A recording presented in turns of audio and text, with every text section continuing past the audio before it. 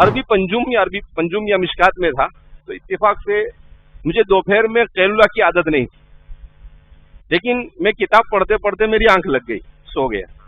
میں نے خواب میں دیکھا کہ مکہ مکرمہ کے باہر کھڑا ہوں۔ دوسرے دن پھر اسی ٹائم پہ پھر نیند لگ گئی،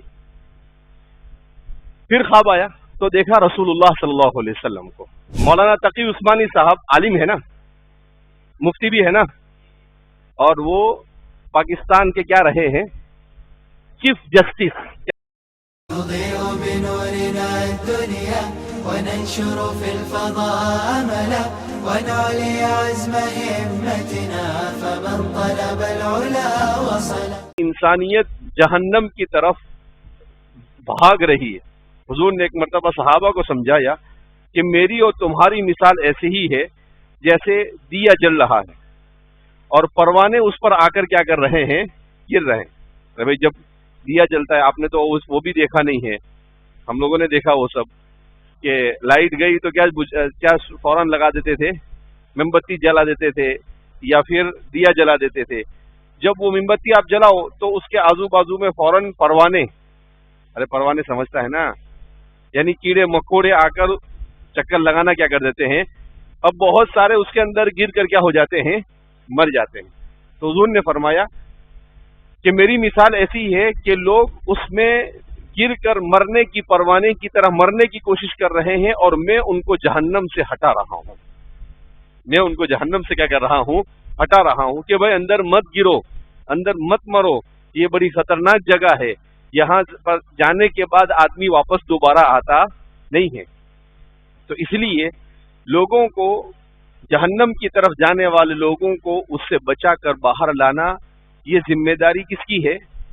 العلماء ورثۃ الانبیاء۔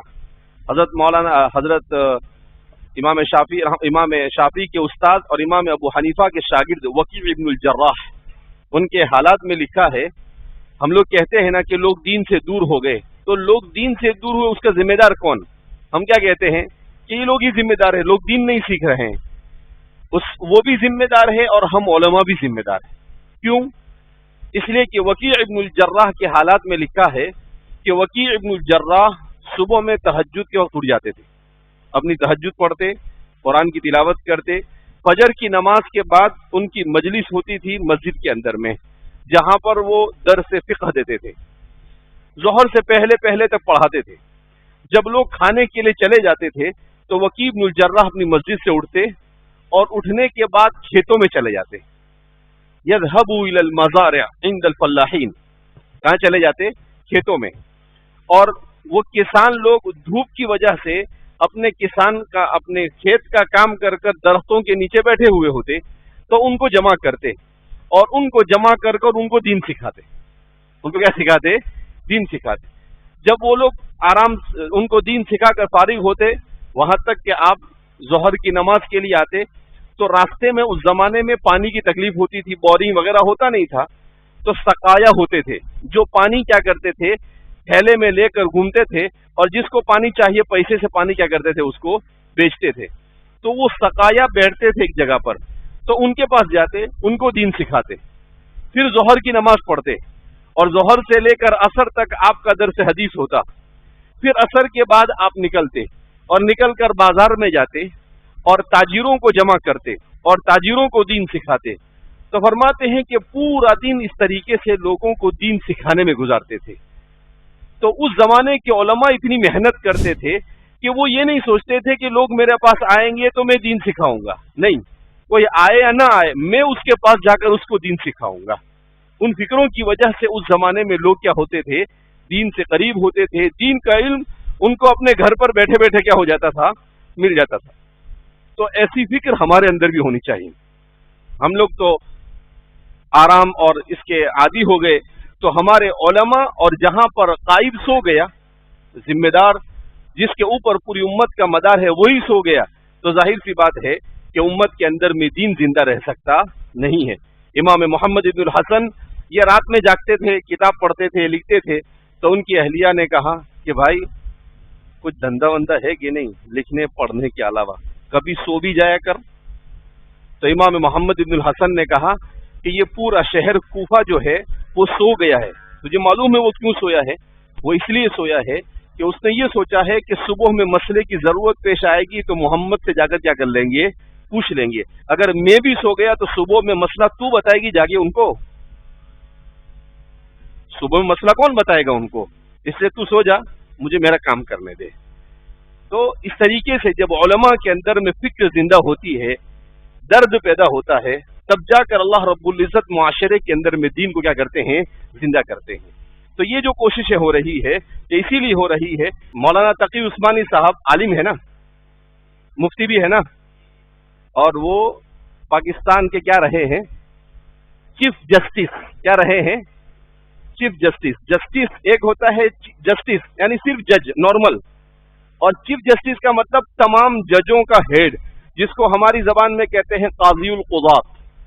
کیا کہتے ہیں اس کو؟ امام ابو یوسف اسلامی تاریخ کے سب سے پہلے قاضی القضات تھے. تو اس لیے یہ آپ کو ذہن سازی کرنا ضروری ہے تاکہ آپ کو سمجھ میں آئے کہ ہم کیا کرنا چاہتے ہیں اور آپ اس میں سیٹ ہو کر کیسے آگے بڑھ سکتے ہیں. تو یہ سمجھانا اصل مقصود ہے. تو اس لیے دیکھو، انسان کو کسی بھی اچھی تحریک سے جڑ جانا یہ انسان کی کامیابی کی علامت ہے. میں نے اپنے طالب علمی کے زمانے میں ایک خواب دیکھا، وہ میں بتاتا نہیں ہوں، لیکن میں آپ کو صرف اس لیے بتا رہا ہوں کہ ہو سکتا ہے اس خواب کی تعبیر میں آپ لوگ بھی ہمارے ساتھ شریک ہوں. مجھے خواب نہیں آتے، سالوں میں ایک آدھ خواب آ گیا تو آ گیا. سر بول رہے سونے والے کو خواب آتے. تو میں نے ہمارے ایک دوست وہ عالم بھی ہے اور ڈاکٹر بھی ہے، تو میں نے ان سے کہا کہ یار خواب ہی نہیں آتے کبھی.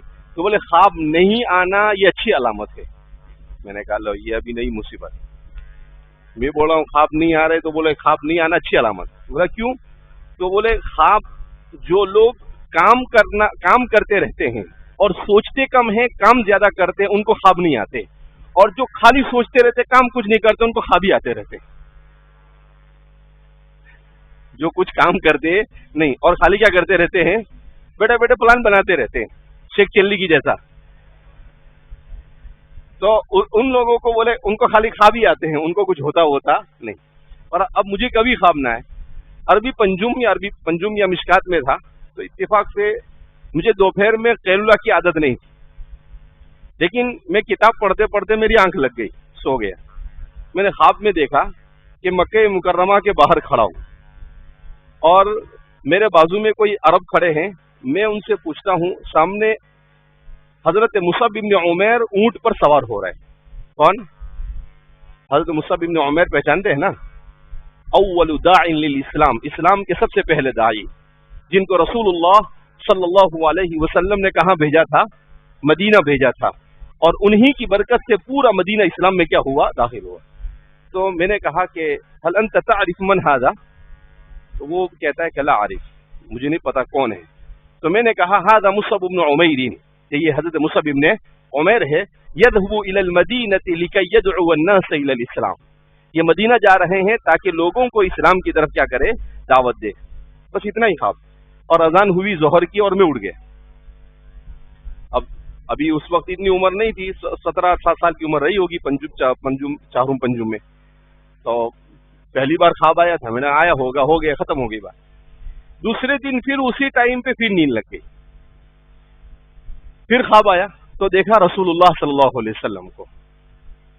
تو میں نے آپ صلی اللہ علیہ وسلم کو دیکھا، تو جیسے ہی دیکھا تو میں آپ کی طرف بڑھا، تو آپ صلی اللہ علیہ وسلم نے مجھے بلایا.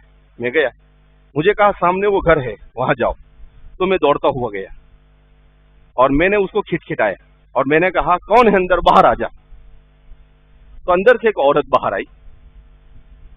آپ صلی اللہ علیہ وسلم کے پاس اس کو لے کر آیا اور پھر کچھ گفتگو ہوئی اور میری آنکھ کھل گئی. تو میں شیخ صاحب کے پاس گیا. میں نے کہا کہ حضرت کل بھی حضرت مصعب بن عمیر کو دیکھا اور آج رسول اللہ صلی اللہ علیہ وسلم کو خواب میں دیکھا. اچھا وہ برکت تھی درود کی کہ اس زمانے میں طالب علمی کے اس زمانے میں کثرت سے قرآن پڑھتا تھا. روزانہ 7-8 پارے پڑھنے کا معمول تھا اور تقریباً 5 سے 10 ہزار مرتبہ درود پڑھتا تھا. تو اس کی برکت تھی. تو اب انہوں نے جیسے میں نے خواب بتلایا تو शेख साहब ने कहा कि भाई आपके दोनों ख्वाब बहुत अच्छे हैं।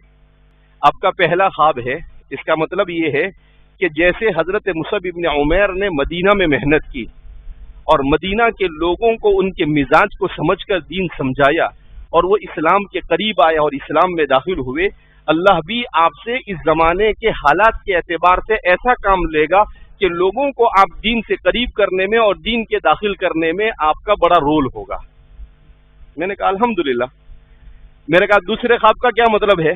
कहा दूसरे ख्वाब का मतलब ये है कि आप सल्लल्लाहु अलैहि वसल्लम की तवज्जो आप पर है, आपको भेजा। तो हुजूर क्यों आए थे दुनिया में? लोगों को हिदायत की तरफ बुलाने के लिए। तो आपको भेजा, इसका मतलब ये है कि आपको बातिल का मुकाबला करने के लिए भेजा।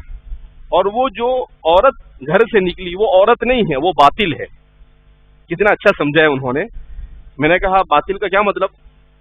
कहा वो जो औरत है वो बातिल इसलिए कि बातिल कमजोर होता है और मर्द के मुकाबले में औरत क्या होती है?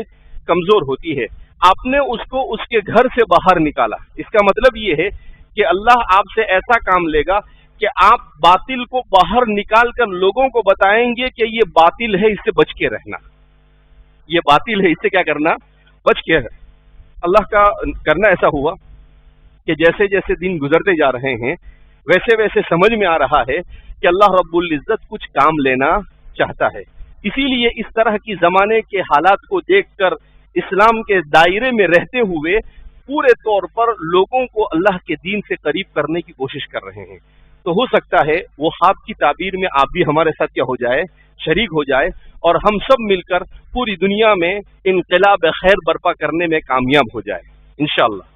तो इसलिए मेरा कोई इरादा नहीं था यहाँ खड़ा हुआ वहां तक ये कहने का, लेकिन पता नहीं कहां से मेरी जबान पर आया और मैंने क्या कर दिया, कह दिया सिर्फ आपकी हौसला अफजाई के लिए। मैं आपको ये नहीं बताना चाहता हूं कि मैंने ख्वाब, उसके बाद मेरे को ख्वाब आज तक अभी आए भी नहीं कभी और ख्वाब आते भी नहीं। तो बहरहाल कहने का मतलब ये है कि ये सारी मेहनतें की जा रही है, सिर्फ इसका मकसद क्या है? लितकून कलिमतुल्लाहि हियल उलिया, ताकि इस्लाम को सरबुलंद किया जाए, इब्तिगा मरदातिल्लाह, और हम सब अल्लाह की रजामंदी को हासिल करने में क्या हो जाए? कामयाब हो जाए। और कुरान ने कहा फमन ज़ुहज़िहा अनिन नारी व उदखिलल जन्नत फ़क़द फ़ाज़, और जो हमेशा हमेशा की कामयाबी है हम सबको हासिल हो जाए। लिहाजा आपके लिए जो भी निज़ाम बनाया जा रहा है, इस निज़ाम में आप अपने आप को सेट करने की कोशिश कीजिए, आप मेहनत कीजिए, जद्दोजहद कीजिए। अल्लाह की ज़ात से उम्मीद है कि अल्लाह रब्बुल इज़्ज़त हम सबको अपने दीन की सरबुलंदी के लिए कबूल फरमाएगा और अल्लाह हम सब से राज़ी हो जाए, ऐसे अमाल की हम सबको तौफीक मरहमत फरमाएगा।